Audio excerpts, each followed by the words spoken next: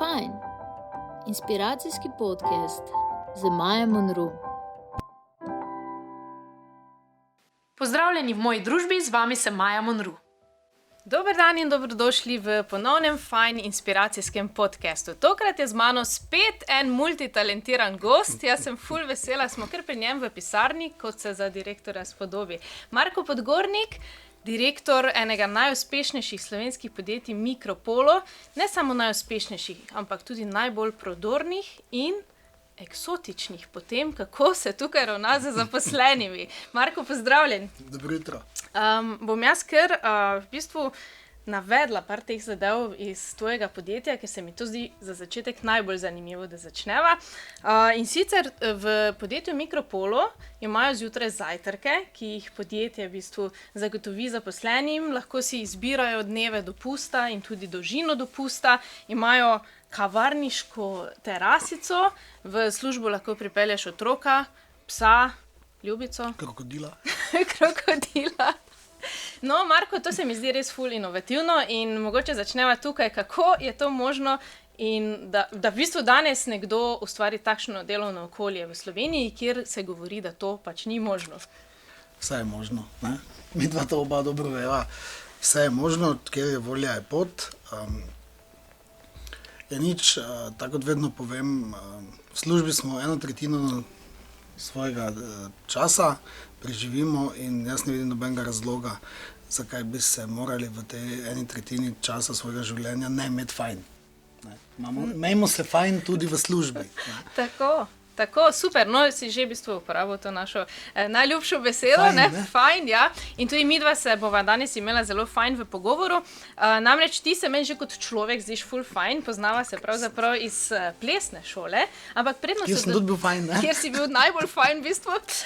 Ampak predno v bistvu greva na ta del z plesom, se vrniva nazaj na tvoje vodenje. Namreč to, da v podjetju tako vse funkcionira, je pravzaprav tvoj vodstveni pristop. In jaz sem si malo pogledala pač tvoje bloge, si tudi bloger, kjer si razložil malo v bistvu to pot, kako si postal direktor in tam omenjaš pač, da si že več kot 25 let v bistvu na vodstvenem položaju in vse skupaj se je začelo že v šolskih časih.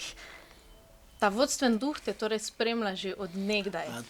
Ja. Na šolske čase si šla. Ja, osnovna šola, srednja šola, učitelji te niso imeli tako radi, dijakom si pa kar predstavljal vzor. Kdaj si začutil pač to žilico za vodenje? Ne vem, če sem da bi jo kdaj osebno začutil. Bolj se mi je zdelo, da, oziroma tako moram povedati, šele po srednji šoli, ampak se več ne morem spomniti, kaj je enega dogodka, bilo je neko izobraževanje v stilu športne vzgoje. To imam tako medlo v spominu in takrat smo dobili eno nalogo, da se moramo drug drugemu usesti na kolena. Okay. In če poznaš to, ena skupina ljudi in naloga je, da se vsi morajo drug drugemu usesti na kolena. Okay. In potem seveda smo vsi glave staknili, kako zdaj to, in jaz sem v trenutku rekel, veš kaj, v krog se postavimo, pa se naenkrat vsi vsedimo. Ne? In potem je takrat tisti, ki je imel to delavnico, rekel, no, v bistvu vodja se vedno pokaže sam. Ne, vodje ne zberemo, ampak naenkrat se v vsaki skupini ljudi pokaže nekdo, ki je vodja in očitno in takrat mi je naredilo en klik, da mogoče pa res in sem potem začel povezovati stvari za nazaj, da zgleda, da je res to izhaja iz mene. In je fajn.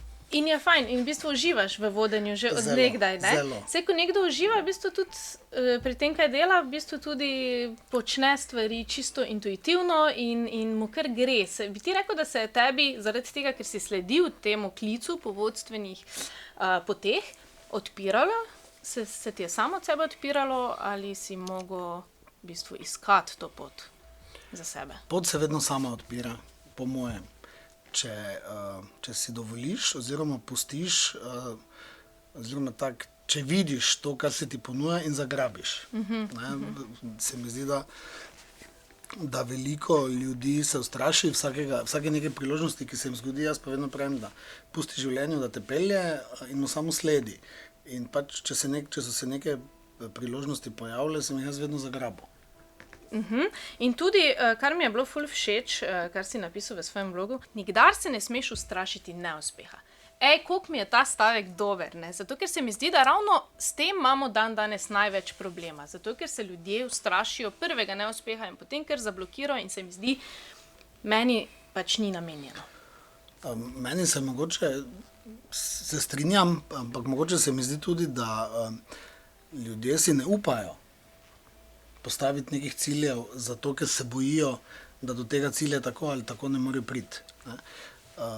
Jaz pa moram reči, da ravno sem sodelavcem napisal včeraj za prvi delovni dan eno malo motivacijsko sporočilo, malo daljše, in sem zapisal, da sem zelo vesel, da sem po očetovi strani podedoval pogum, po mamini srčnost in da mi nič ni bilo podarjeno, da sem znal pač to pridom izkoristiti. Ne? In sodelavce sem tudi nagovoril, da naj se ne ustrašijo nobenega izziva in naj si postavljajo visoke cilje, ker sami dobro vemo, da dosežemo vedno vse cilje, ki si jih zadamo in če v njih res verjamemo. Je pa res tudi, da mogoče še to, da sem zadnjič poslušal zelo zanimiv intervju, sicer z Arnoldom Schwarzeneggerjem, ja, ki je dejal, da ko imamo plan A, v bistvu gremo vedno proti temu planu. Kako hitro pa se ustrašimo oziroma imamo neke pomisleke, si naredimo še plan B in potem naša energija ni več 100% usmerjena v plan A, ampak je seveda delno že usmerjena tudi v plan B. In potem logično, da če nismo 100% za plan A, se nam ponovadi tudi ne uresniči. Bi rekel, da je v bistvu ta plan A pa plan B danes v veliki meri povezan z denarjem? So to naši največji problemi ali pa problemi ljudi mogoče okoli sebe, ko jih vidiš? Kako si se ti recimo soočal z tem, da je denar pomemben ali pa ni pomemben? Kdaj si prišel do tega, da ni, ali si pa vedno imel to v sebi? Kako je bilo pri tebi? Mislim, denar je in ni pomemben, ne? Odvisno z katerega vidika gledaš. Moja želja oziroma moj cilj je vedno bil, da imam toliko denarja, da ne rabim v trgovini pogledati, oziroma da ne rabim gledati, v kateri trgovini je cenejše mleko, da ne rabim pogledati, katere klobase so najcenejše, da pač lahko normalno živim. Ne pa, da denar kopičim za ne vem koga, ker se mi zdi, da treba je živeti tu in zdaj, ne? Smrt je del življenja in ko se to krog obrne, sabo ne odnesemo nič. Ne? Tako da vedno rečemo, uživajmo s tem, kar imamo. In pa res, da pri teh stvarih mogoče napisal sem tudi ne v tem sestavku sodelavcem, da se večina ljudi najprej vpraša, kaj smo zmožni in si potem glede na to postavljamo cilje. In zdaj, če imamo malo denarja, si pač rečemo, ok. Ne? Jaz pa sem vedno gledal drugače, jaz sem si vedno postavil cilj, kupil bom hišo, pa sploh nisem vedel kak. Ne? In takrat mi je še mama rekla, joj, pa ti si malo nor, ne? Moja mama nima toliko poguma, kak boš zdaj kupil hišo, pa sploh ni bilo, jaz sem si rekel, gledaj, nekak že, to je moj cilj, do tega cilja bom prišel. Ne? In takrat sva ženo imela v kuhinji same luknje na mesto gospodinjskih aparatov, kuhala smo na štedilniku za kemp, hladilnik smo imela majhen na plin, ampak imela smo pa hišo. Ja. Tako da v bistvu je vse stvar perspektive, ne? Kako gledaš na stvari in kako v bistvu, in tudi na nek način potrpljenja.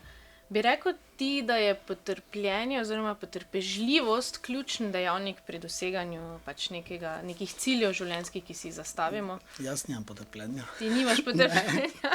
Ampak kaj pa ta štedilnik za kemp, to je bolj potrpljenje? Ne, važno je, to ni bilo za mene potrpeti, važno je bilo, da imamo hišo. Mislim, to je bil cilj. Vse ostalo je potem pač se mora podrediti temu cilju in kuhinja oziroma to, da smo opremljali samo pritlični del hiše, pa je zgodno nadstropje čakalo še nekaj let, to se je pač podredilo tistemu osnovnemu cilju. Jaz pa potrpljenja načeloma nimam in to ljudje, ki me dobro poznajo, vejo. Ne? Sodelavka se pošali, Bog daj mi potrpežljivost, ampak to takoj. Ja, ok. No, ampak mogoče je v bistvu tudi ta nepotrpežljivost na nek način lahko tudi ključ do kakšnega uspeha. Mogoče so ljudje včasih preveč potrpežljivi, preveč čakajo, preveč odlagajo stvari. To je težko rečem, po mojem je to stvar karakterja. In mogoče ravno to, ki si dal za iztočnico, stvar karaktera, to pa pomeni v bistvu, da moraš poslušati sebe. na tej Vedno. poti uspeha. Ne? Vedno Se moraš pravi, ne more poslušati obstajati en standard ali pa en način, kako bi vsi uspeli. Ne? Vedno moraš poslušati sebe. Največja napaka ljudi danes je, da poslušajo druge in da živijo v bistvu tako življenje, ki je fajn drugim. Namesto, Da bi se da bi vprašali, bilo kaj fajn samemu sebi. tako in da bi se vprašali, kaj je v bistvu sploh njim fajn in temu sledili. Ne? No, tebi je fajn vodenje, si rekel. Ja, zelo. In še ena izkušnja je iz tvojih začetkov, oziroma odprej, se pravi, ti si organiziral tudi plesna tekmovanja in te pač plesne dogodke. In tam si v bistvu opisal tudi, koliko je pomembna dobra ekipa. Se pravi, ni dovolj, da si samo sam in da sebi slediš, ampak na nek način moraš v enem trenutku za uspeh vključiti tudi prave ljudi, ki grejo potem s teboj. Kako je tebi to uspelo in zakaj je to tako pomembno? To je zelo, ni to meni uspeh, mislim, to je zelo, načeloma zelo enostavno, pa še fajn je, ne, namenoma. Fajn je predvsem zaradi tega, ker en moj kolega se pošali, da on bi bil tudi taki direktor kot jaz, ne, da nič ne dela, samo se ima fajn. In jaz vedno rečem, problem je, da smo vedno bili naučeni ali pa še vzgojeni, ti nisi sposoben, ti nisi nič vreden, že v šoli so nam rekli, ti s tebe nikoli ne bo nič, ti za to ne boš, ne, in imamo skozi te vzorce vcepljene. In seveda potem, ko smo v službi, si ne upamo prevzeti nobene odgovornosti. Ker so nam pač vedno govorili, da tak ali tak ne znamo, da ne bomo, da ne zmoremo. Jaz sem naredil pa ravno obratno, če kdo pride k meni po nasvet, mora vedno priti tudi z rešitvijo. To pomeni, da mora že sam razmisliti, kako bi to rešil in potem se ponovadi strinjam, ker tak ali tak nisem najbolj pameten. In pri nas smo to naredili res tako, da smo v bistvu odgovornost prenesli kompletno na nižjo raven. Aha, In mi se zdi, da je to glavni problem, da ljudje ne znajo sprejemati odgovornosti. In seveda, če daš odgovornost ekipi in če se ekipa zaveda, da je prijela to odgovornost, potem svoja ekipa potegne vso stvar. Ne? Zato je res pomembna ekipa, ampak bolj kot ekipa se mi zdi, da je pomembno, da vodja da prepusti v bistvu Tako. odgovornost in da prepusti, da ljudem na nek način da Zaupaš. občutek zaupanja. Tako.